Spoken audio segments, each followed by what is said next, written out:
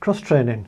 I quite often get asked about cross-training and how much cross-training should I do, what should I do, what's the best type of cross-training. Well, how long is a piece of string? But I think it's actually quite a good thing to do because cycling is not the most natural of things to do. And there's you're sitting bent up on a bike and you're not your legs aren't weight bearing. You're just going around in circles.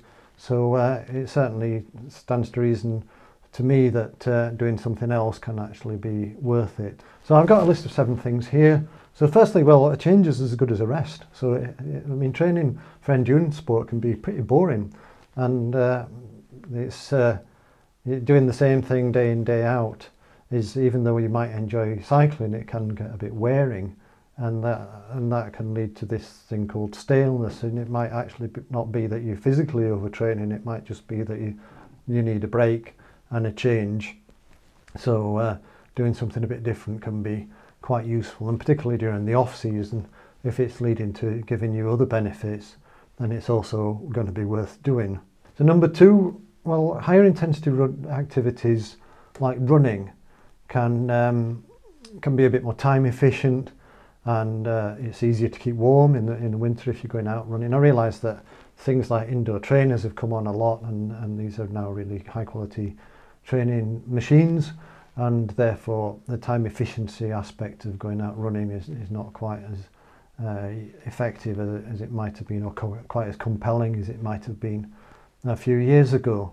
But it's still something that is nice to do. It's nice to get out and enjoy the outdoors, because presumably that's why a lot of us go cycling. So running can be, if you don't have much time, or in winter if you want to keep warm, because there's not really any wind chill when you're out running, then it can be a great way to develop some cardiovascular fitness.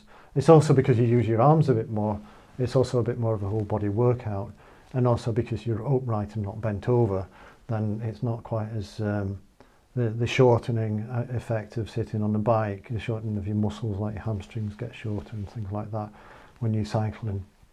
That can counteract that a little bit with running, but you really have to combine that with a stretching type program, because even running can shorten your muscles. So number 3 is also another one that's been a little bit negated by the indoor training environment, but it reduced maintenance. If you're replacing some of your outdoor cycling sessions with indoor type training sessions in the gym, like a sort of elliptical trainer, or you're doing a gym session, or a circuit, if you're going circuit training for cyclists can be quite a popular thing to do, then you're not outdoor hours on the roads getting salt on your bike and grit and all the grit that builds up. You're not getting so many punctures because of the grit accumulating on all the rubbish that's on the road. So you've got reduced maintenance on your bike. Things last a bit longer, saves you a bit of money, and you don't have to wash your clothes so often, which is obviously a little bit of a benefit. So I counted that as number 3 anyway. Well, I'm not sure whether you counted. Perhaps you could let me know in the comments what your top 7 are. Perhaps more seriously, an all-round body workout can pay dividends because over time, sitting in this this cycling position, or as you're doing a repetitive low intensity or a low force type activity, then imbalances in your body can develop, and that can lead to injuries or back problems, for instance, or neck problems and things like that. And also you're not as flexible as you might be. So doing something that restores that imbalance can be worthwhile. There are lots of books and things you can read to look at imbalances. Strength Training for Cyclists by Phil Burt and Martin Evans is a great book, and there are a lot of functional tests in there which will give you an indication of where you might have weaknesses. So spending some time in the gym, not necessarily lifting heavy weights, but improving your flexibility and restoring the balance to your body, so that you're much more balanced when you're on the bike, is likely to improve your pedaling efficiency and improve your cycling efficiency.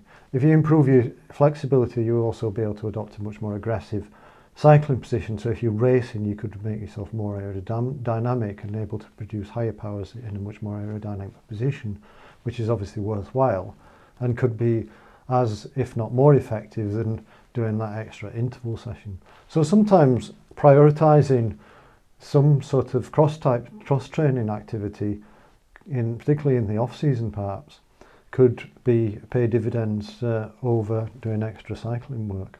So think about what's important to you and set priorities. If you look on social media, then you can also see that a lot of the elite cyclists are spending a lot of time in the gym. They're doing functional exercises, they're balancing exercises, improving the proprioception. And they wouldn't be doing that if it wasn't worthwhile and it wasn't improving the cycling performance. The professional athletes, they're not going to start messing about in the gym if it's not making them better at cycling in their chosen events. Moving on from that, getting stronger has been shown to improve cycling performance, and even endurance performance can be improved by getting stronger.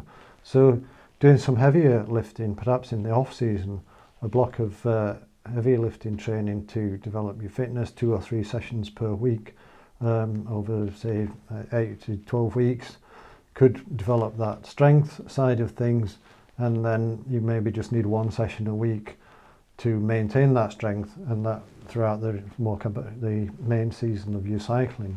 So number 6, I've probably talked about already. Sitting on a bike is an unnatural situation. It can lead to osteoporosis, shortened muscles, various weaker upper body, and as a consequence, doing something to address that is probably worth it, particularly if you're a female athlete lifting or an aging athlete, then you might be susceptible to things like osteoporosis. So spending some time in the gym lifting some significant weights or going out running to create some impact and toughen up your bone structure can be worthwhile. And finally, whether you can let me know whether you think this is a good one or not. A lot of the elite athletes are incorporating running into their training programs. Well, it seems unlikely that they'd be doing that if it wasn't helping the cycling fitness. So like all these things, just spend a bit of time thinking about overall what your goals are, what you want to achieve from your cycling, and think about whether adding in some cross training can be effective and what that might be. And if I can help, let me know, make some comments, and like and subscribe, and I'll see you in the next video. Bye.